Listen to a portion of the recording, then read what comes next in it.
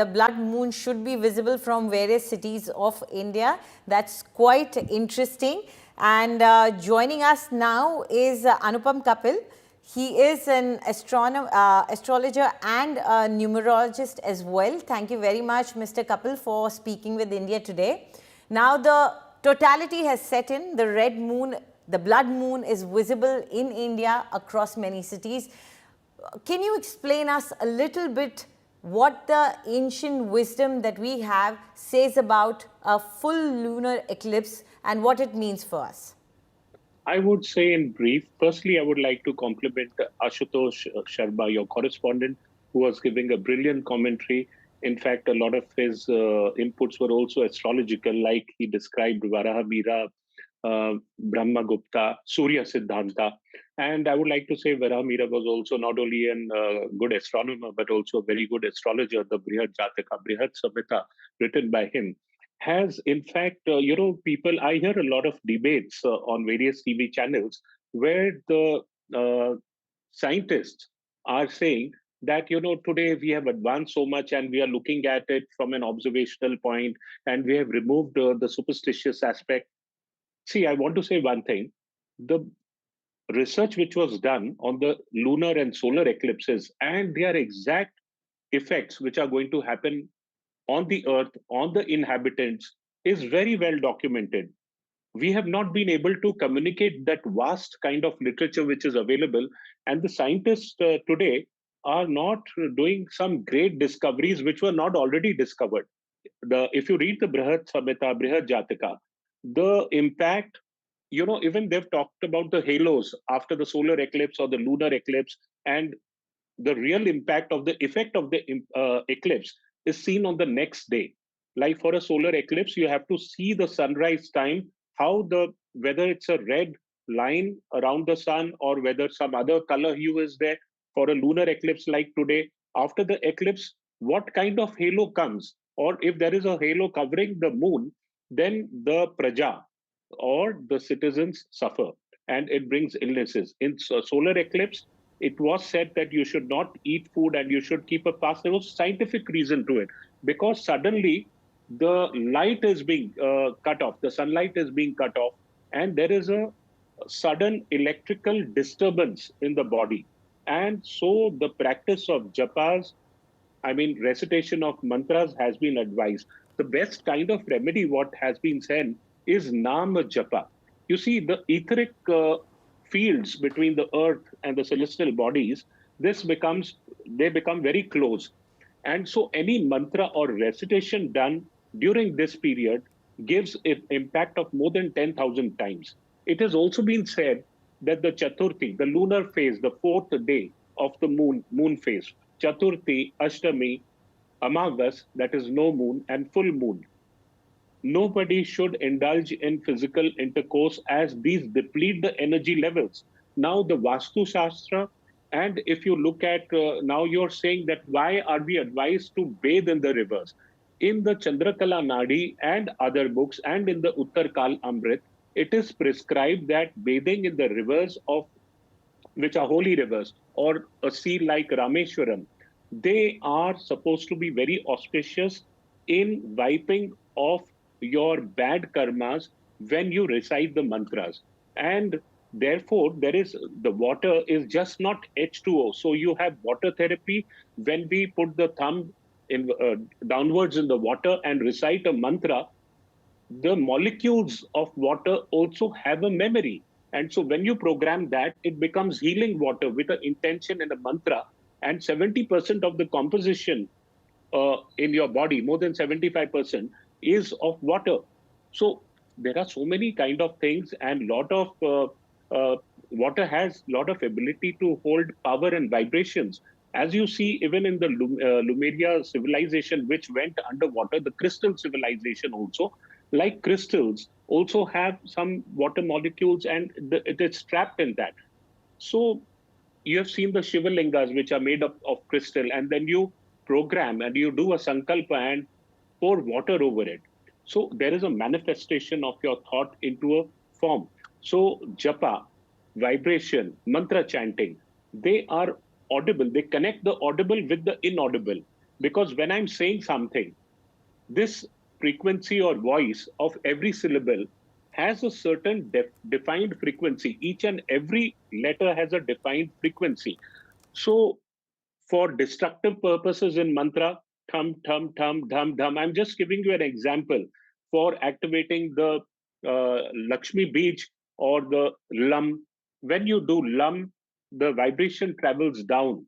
When you do Reem or you do Ram, Ram, Ram, Reem, it is just going till here. When you want to blow off a candle, the aspiration sound of the letter S, the hissing sound is uttered. No other vibration is going to blow off the candle. So this is very, our rishis have documented everything, and the energies available in every nakshatra are different. Now, this eclipse is happening in the nakshatra. It's starting in the nakshatra of Satabisha, which belongs to Rahu, and it is going to end in Purva Bhadrapada nakshatra, which is otherwise considered a very destructive nakshatra, meant for doing nefarious activities and creating spells, incantations, black magic, etc. If we go on the occult path. So, when we are meditating at this time and doing a continuous repetition of mantra, it may be a simple Nam Japa like Om Namah Shivaya or Om Vasudevaya Namah. Continuously, the effect is going to be manifold. So, people who are adepts in Tantra, who are on the path of Siddhis, when they do their Diksha mantra, they get Siddhi during this time because the impact is more than 10,000 times. Now, of these, what is of material interest to your readers that I would like to say, the natural question which comes to mind is which are the, because this is a selfish reason, everybody wants to know who's going to get benefited in this and who's going to have some harm, what kind of precautions one must take. So let us start with the sign of Aries. In the sign of Aries, this particular eclipse is taking place in the fifth house of your chart. The fifth house is also of children. So some problem connected to children, examinations is seen. If we go to Taurus, this is happening in the fourth house. The fourth house stands for mother, property, and peace of mind. So as the sun gets afflicted between the fourth and 10th axis, so some kind of issues and concern relating these three things which I've just said is likely to manifest. For Mithun or Gemini, this is happening in the third house, and this is going to be a good period of achievement for them. For Karka Rashi or Cancer moon sign or even Lagna, this particular event is happening in the eighth house. And since this is the Rashi Lord or the Lagna Lord and it is involved, the eighth house is not a good house. Second house Lord Sun is also involved here in this particular axis of the second and eighth axis. So, connected with finances and connected with your own health, these things have to be taken good care of. Now, when we move to Leo, the sun is involved in the eclipse, the Rashi Lord, and it is situated in the seventh house. So you have to be very careful about partnerships, not getting into any kind of squabbles or enmity or harsh words with your partners, or even your married partner or your wife can be considered as a partner. Now we move on to Virgo. It is happening in the Virgo Rashi or for the Virgo Lagna. This is happening in their sixth house. So, sixth house health has certainly to be taken care of. But on the material front, this will give you victory over enemies. Now we move to Tula Rashi or Libra. For Libra, this is a good kind of, because this is happening in the fifth and 11th axis. So gain by speculation and increase in financial opportunities is seen. For Scorpio, this particular axis is the fourth and 11th. The fourth house is the mother and property, and there is going to be some kind of domestic tension. So it's better that Scorpio does a lot of chanting of Om Namah Shivaya to bring peace. For Sagittarius, this is a good kind of event happening in the third and ninth axis, and there may be some spiritual travel which would be gainful. Otherwise, they say the nakshatra in which the eclipse is taking place, this should be avoided. And for 7 days, nobody should travel or do any auspicious activities. This is for all the moon signs and sun signs or whatever ascendant a person is. Now we come to the 10th sign, that is Capricorn. For Capricorn, there's a lot of care to be taken because this is eighth lord is being involved in the second house. So both finances and health you're prone to accidents because of carelessness or just momentary loss of attention or reflex. Capricorn has to take a lot of care in this. We go to Aquarius. This is the sign which is directly affected because it is happening in Aquarius. Here, there is going to be a lot of confusion and pressure, and Right. don't take any of decisions in the next 6 to 7 days. And the Right. last Rashi is Pisces. Okay, And for let's get the Pisces, Pisces in first. yeah, sorry. Yes, yes, please finish your thought for the Pisces. Yeah. So the last Rashi which we go to is Pisces, and in Pisces, this is the 12th house. So medical expenses will be on the rise, Okay. and you might have to go and visit somebody in the hospital. Okay. But having said all this, how is it going to pan out for the world? You see, when events happen across the world before the eclipse, just 10-15 days before, a lot of things start happening because of the shift in cosmic energies. Okay. Now, since it is happening in Leo and Cancer, these are connected with the sun and moon. So these are the rashis of the rulers. Okay. So you see a spate of resignations of rulers across the world, or turmoil. Like you see, Venezuela has been threatened by Donald Trump. Donald Trump himself is a Leo ascendant where Mars is there. And Okay. this particular eclipse is happening on his ascendant over Mars. Well, the Prime Minister Mars of Japan resigned today, so I guess is we ruled by can Mars also, sort of and connect Mars it to says, that. I'm sorry, I'm interrupting here, Mr. Kapil, but also our reporter is on standby. He's been waiting for a while now, so I'll quickly ask him one quick question. Ashutosh, Mr. Kapil was explaining to us the importance of astrology and the relation with astronomy, you know. But you are there on the ground, you're watching all that excitement. So firstly, the full moon kicked in. You announced that live on India Today.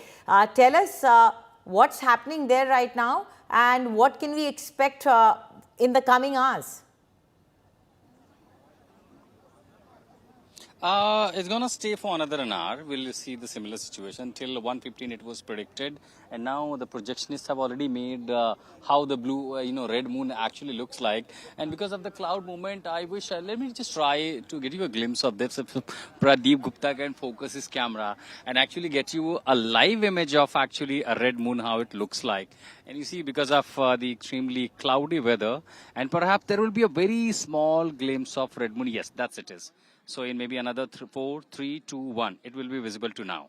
So that's, that's how exactly how the red moon looks like. Had it been a little clear sky, probably, okay, now it is coming to clear. Now it is coming to clear. Guptaji, please focus, it is coming to clear. On the screen, it's actually, they have just designed, they have just colored the screen of wall.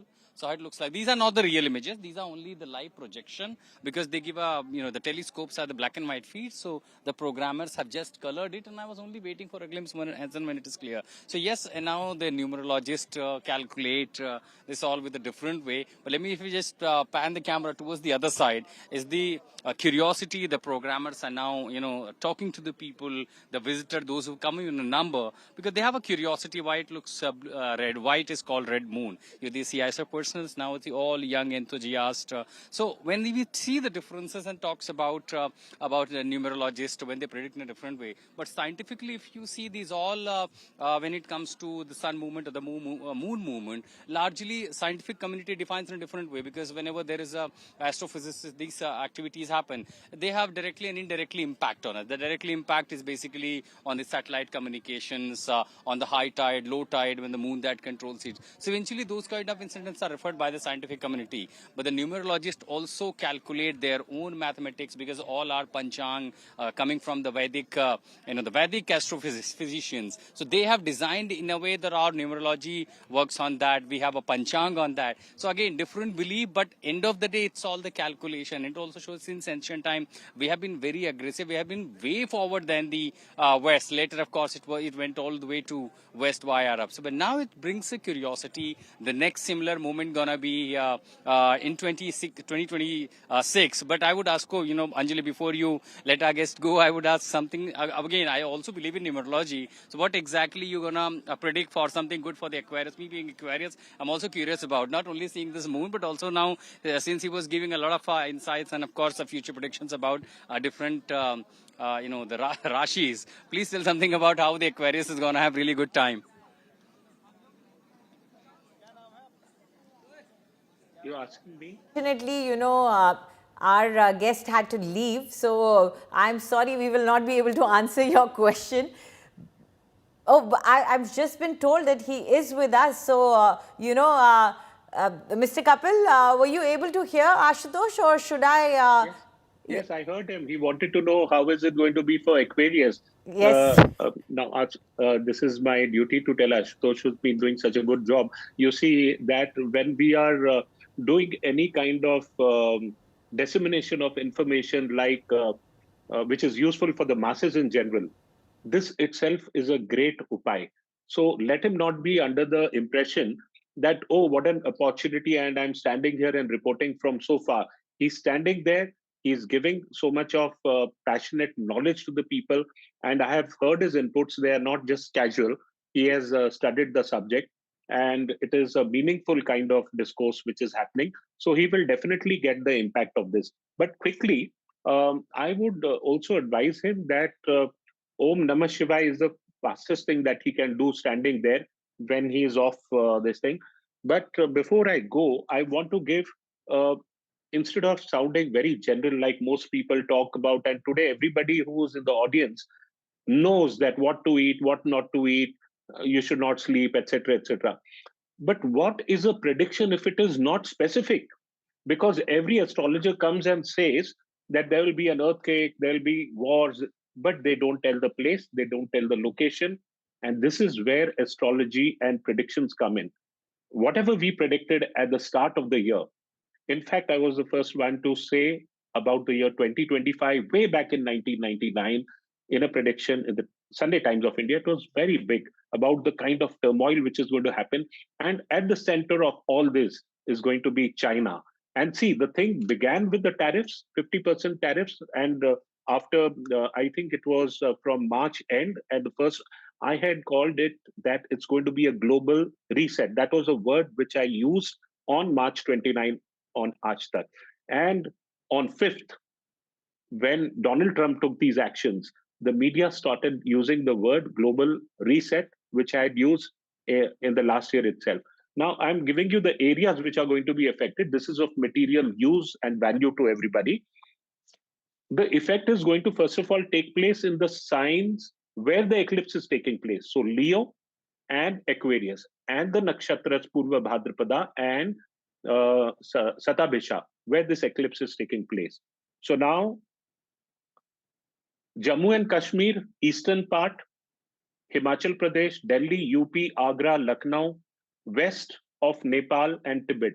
Incidentally, these were the areas I mentioned in January itself in my annual forecast, and we've seen what has happened. Now, everybody is saying that 9 is a number of Mars and fire, but they have forgotten to connect it with the nakshatra. The ninth nakshatra is Aslesha, which falls in the sign of Cancer.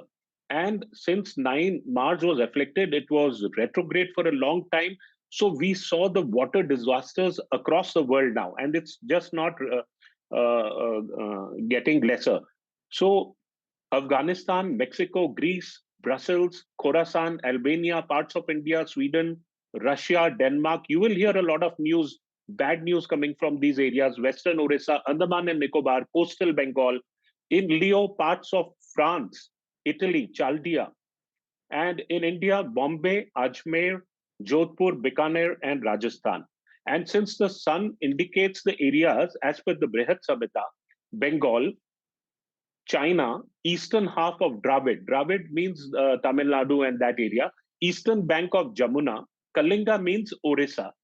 The forest of the Vindhya mountains, and the shepherds and the animals in the forests are going to suffer a lot. And cities that add to 7, because Purva Bhadrapada Nakshatra, where the eclipse is ending, is the 25th Nakshatra. And today is the 7th. So the cities like, for example, Chennai, Hyderabad, they add to 25, and Kolkata, 20. And the nakshatras which we have to avoid for the next 3 months for travel or auspicious kind of celebrations or housewarming are Satabhisha and Purva Bhadrapada nakshatra. So Mars Mahadasha of India is starting on 9/9 2025. And that also adds to 9, that adds to 27. So this is the seventh lord in India's Rashi. And whenever the seventh lord Dasha starts, there is deceit from enemy. People who we consider as our friends and have like tried to go very close to China are Hindu Chini bhai. What happened in 62 going to get repeated is a big question mark. We cannot trust China fully, even if you go by the body language, what they have exhibited in the recent past. What is to be done by the common people to escape from a lot of problems? The dan, that is a charity for the sun, lotus flowers, that is tomorrow morning you can do it wherever you go, a copper colors, and for the moon, rakta chandan, that is red sandalwood, red flowers, and for Rahu, saptadhan. Saptadhan means rice, wheat, green moong dal, red dal, that is lal masoor dal, black sabut dal, and black till, white till, little bit of barley, and little bit of jaggery. That can be given as daan to a pandit, and with Brahman bhojan can be done. Everybody should do this. This will really be very helpful. Israel and Iran are going to erupt again. There's not going to be any lasting peace with Ukraine, and this is going to carry on. And the biggest problem in India's chart, where it is happening in the second house of India, which is finances. So finances are going to be under a lot of strain. So I would say that people should plan well. And since it is also happening in the Lagna, that is the rising sign of Donald Trump, who's a fate number 5, ruled by Mercury, which is combust right now, you will get to see a lot of withdrawals. Like suppose he says that I'm putting tariff tomorrow, he'll say you're my best friend. But you cannot trust Donald Trump now. They are going to go to war with some country. Even the Venezuelan president is expecting something. And this is going to be a new world, not only because of artificial intelligence, but because of a lot of sudden things. Jupiter has become Atichari. It is becoming Atichari, and Saturn is retrograde till November 28, and most of the planets are going to be afflicted. So, too many things you would have noticed will happen, good or bad, will happen so swiftly and at such a fast pace that you will be unable to know whether today something very good is happening, suddenly tomorrow something bad is happening. And the whole world is going to be under a lot of pressure. That's primarily because of finances. And in another 2 or 3 years, we are going to see around 40 to 50% of unemployment, not only because of artificial intelligence, because the rule of Mars means tamoguna. Tamoguna means it says, I don't believe in law. I lay down the law. Like Donald Trump is influenced by Mars being in the and in his ascendant, and rulers who have Mars in the ascendant, they don't believe in judiciary. They don't believe in anything. Like what happened at Capitol Hill when his supporters ran. Any other person would have been scared of getting imprisoned. There were criminal cases against him. But even after coming back, the kind of actions what he's taking, renaming the Ministry of Defense as the Ministry of War, it very clearly shows his intentions in the year of March. And there are going to be demonstrations against him. There's going to be a huge clash against the judiciary and Donald Trump because he's not going to listen to the Supreme Court verdicts, etc. I think I've given you a gist, and the war that is happening between Ukraine and Russia, it's a proxy war. The real war is between America and China. I think I've given you a global kind of hint what is going to happen. And we all need to be, and a lot of reforms are going to come on the property front and related to land reforms and to agriculture, because these are represented by Mars. And as far as India is concerned, in the Prime Minister's chart, the 4th and 10th axis are involved, and Ketu in transit is moving over his 10th house, which is the seat of power. So it's going to be a very difficult journey for him ahead. And since Ketu is moving from the arc of Sun, Mercury, and Venus, which as per the Chandrakala Nadi is not very good. But the Brihat Samhita says if you are doing good charity, which he does, he has done a lot of renovation of temples and he keeps visiting and doing pujas, etc. Right. So that will definitely protect. But to what extent, it needs to be seen. Okay, thank you, Mr. Kapil. You know, this was quite extensive and fairly quite ominous, I must say. You've predicted quite some tough time ahead for the entire world globally. Thank you very much for giving us all this perspective.